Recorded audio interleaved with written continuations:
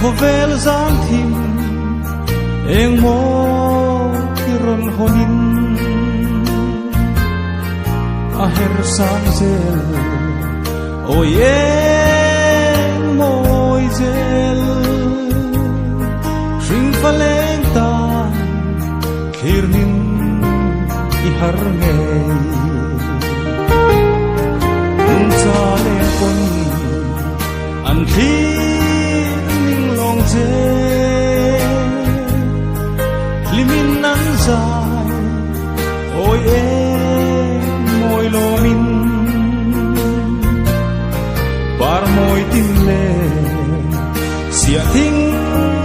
vun song po i hiam noaya chuan chu lan rele chor khapui o san lalu mal som tin pur tu nila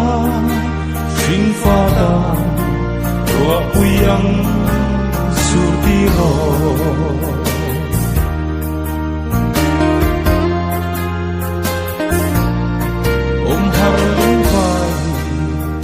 kata ne rosong siam tu hilin charo ne olme dolung ruka nun hlui ayam sam wanang kithar le tu zong ini Minden lola mana chuanin ihiap noaya nawang nui dunin lungdu tenen zan qua siawang toy tuna ero ihir chuan pui silo chor khapui o san lalu mal som tin pur tu nila shin fada ro uyang surti ro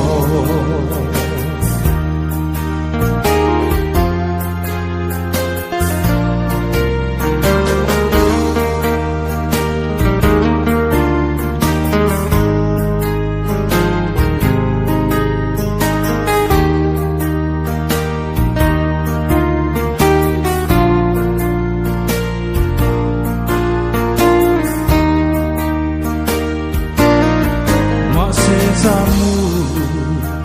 ichi rei trine zam tim nun ron lalai an lian si kartung son sao reng kan